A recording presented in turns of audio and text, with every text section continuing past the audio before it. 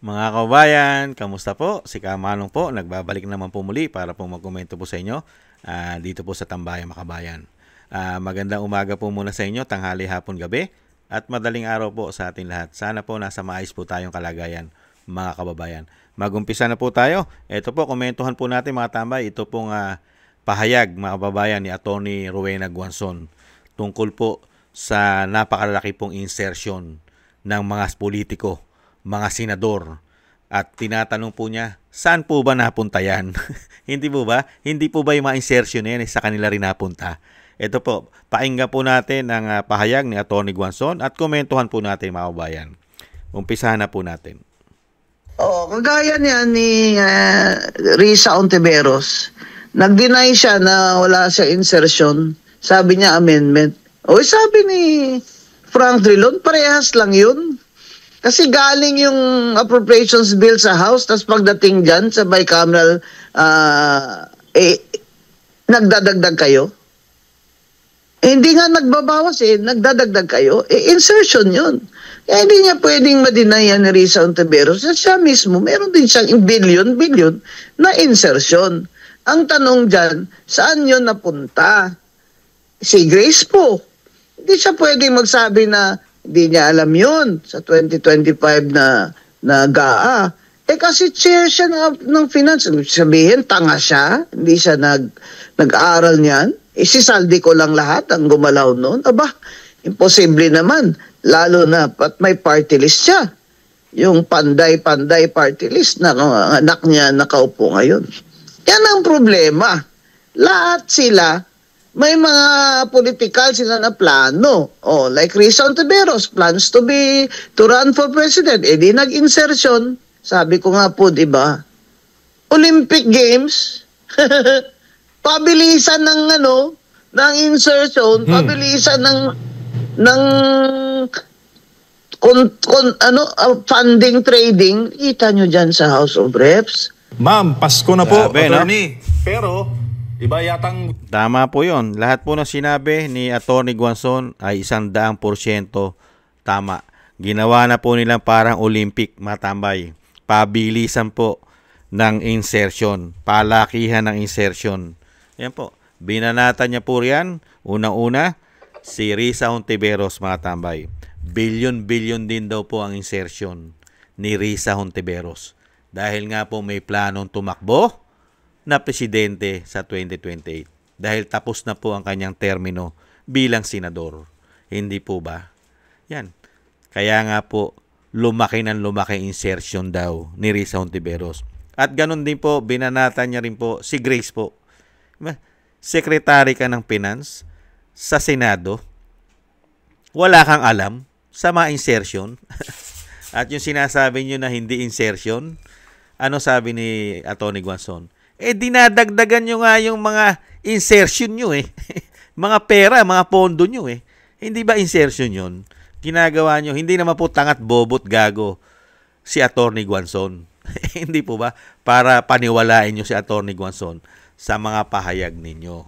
Ang maniniwala lang sa mga tao na yan, yung mga kapwa nila, may insertion na nakikinabang sa kanila umano. Nababayaran, nasusulan, at 2 piso ang dignidad. Hindi po ba? Kaya nga po nagkakaroon po ng kaping-kampi-kampi.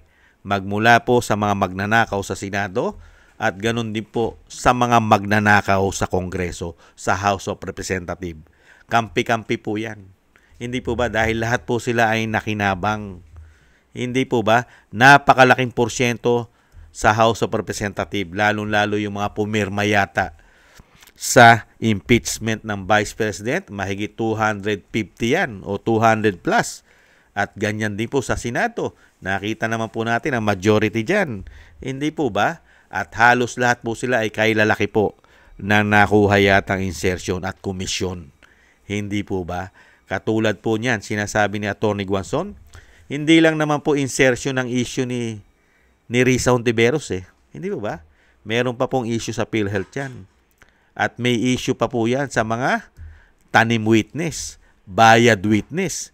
Kaya nga po pagka nawala na po sa posisyon yan at naging presidente si BP Sara, napakasarap po imbestigahan ang kanyang PhilHealth, ang kanyang mga insertion, lalong-lalo po ang kanyang tanim witness, tanim testigo, sa pangunguna po yata ni alias Bicoy.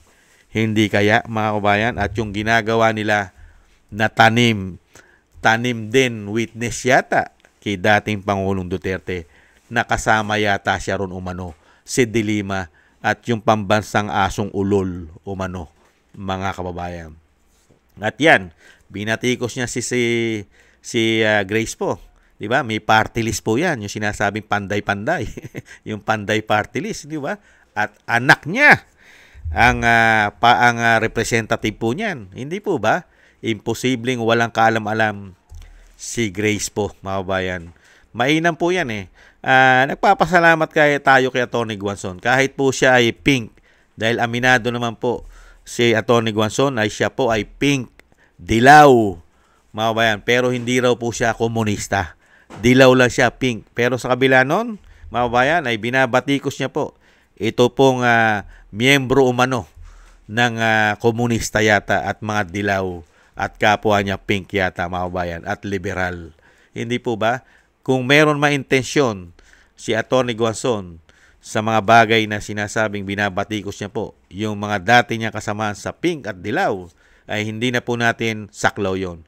Kung siya po ay gustong tumakbong senador, nasa taong bayan naman po ang desisyon nun kung iboboto po natin si Atty. Guanzon. Ang napaka-importante po ngayon sa panahon po ng binagawang Pilipinas ay ini-expose po niya ang ginawa po, lalong-lalo po ng 19 Congress na ginawa po nila, pinagtulong-tulungan po nila na pagnakawan ng pera ang taong bayan, ang taxpayer. Hindi po ba? Napaka-importante po sa panahon ngayon na ini-expose po ni Atty. Rowena Guanzon ang mga pagnanakaw nila umano. Sana po, mga kabayan, sana ang lagi pong hinihiling ni Kamanong ay maging presidente po ang isang Duterte. Para po lahat ito ay maimbestigahan at paulit-ulit ko pong sinasabi na isuka at maisuka po nila lahat ang mga pinagnanakaw nila na napakalalaking komisyon, insertion sa kanilang mga opisina. Gaano kalalaki ang kanilang mga naging komisyon. Dahil karamihan ay ghost project pa yata. Hindi po ba? At syempre, kung malaki po ang mga insertion ng mga senador at congressman, di hamak po yata naman ang nasa palasyo at kasama ang buong pamilya yata. Hindi po ba? Pati pinsan. At napakarami pong pera po ang pinag-uusapan dyan. Daan-daang bilyon po yan. Kaya napakarami po na mangyayari po sa kasaysayan ng panahon, kasaysayan ng Pilipinas. Pagka ang isang Duterte po nakabalik sa Malacanang, magiging kasaysayan po sa kasaysayan natin, isang history na isang Duterte ipinabalik po ang mga ninakaw ng mga politiko magmula sa dating Pangulo. Kung ito ay hindi na Pangulo, si Bangag at si Bongit. Makita niyo po yung kasaysayan po yan. Babawian mo at ipakukulong mo, parurusahan mo, magmula sa anak, sa First Lady, mga kabayan, sa kay Bongit, sa dating speaker, na si Tambaluslos umano, silang lahat. Ako po, senador na sangkot, congressman, gobernador, mayor, hanggang barangay tanod, hanggang kapitan, pati SK, isama na. Di ba? Napakaganda po nun. At magagamit pong muli ang mga pera na mga pinagnanakaw po nila. Hindi po ba? Yan po, mga kabayan, ang batikos at banat, real talk at 100% na tama ang sinabi ni Atty. Guanzon dito po kay Risa Hontiveros at kay Grace po, mga kababayan. Nagbubulag-bulagan lang po sila at nagtatanga-tangahan at nagbobobobohan dahil nasa kanila po na umano ang mga pakinabang na milyon-milyon, bilyon-bilyon umano. Thank you po, Atty. Rowena Guanzon.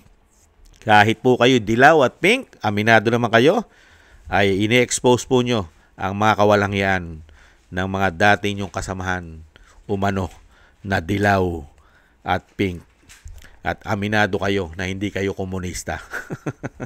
Maraming salamat po sa gusto po natin tambayang makabayan sa YouTube at TikTok. At ganoon din po sa mga nagko-comment, like, share, and subscribe sa mga subscribers po natin. Thank you po sa inyo. Shoutout po sa inyo lahat. Mabuhay po kayo. Ingat po kayo. At thank you rin po sa mga nagbibigay po ng tulong at biyaya. Shoutout po sa inyo. Thank you po. Shoutout po kay Sir Eric Hershaw ng Canada. At si Kingston 123 ng Hong Kong. Bei Chichiyoko. Jake Yahut. Maisog, California, USA. Gina Ray Solidides ng Berlin, Germany. Julieta Silona ng Sydney, Australia. Jem Aris ng United Arab Emirates, Jobilin Watanabe ng Japan, ako si Pilam, Anijo, Teodorico Erguisa Jr., Arpel Villacorta, Wills Bubbles, Rosalina, Michelle Yamaguchi, Norma Garcia, Gay at Shena, Tatay Nick ng Canada, at si Nancy Lumampao. Thank you po sa inyo po mga tulong at biyaya. Shoutout po sa inyo lahat. Ingat po kayo sa inyo po mga paggawa. At syempre po, magdasal po tayo mga tambay.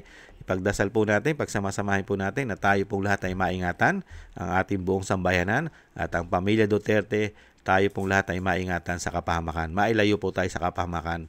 At syempre po, madugtungan pa po ang buhay at kalakasan ng dating Pangulong Duterte nang makabalik na po siya at makalabas sa lalong mabilis. At thank you po mga tambay sa mga dasal. At syempre po, sa muli po mga tambay, maligayang Pasko po. Sana po araw-araw po ang Pasko po sa atin. At happy holidays po mga kababayan. Ingat po at tiis-tiis lang po mga kababayan. Paalam. Bye-bye.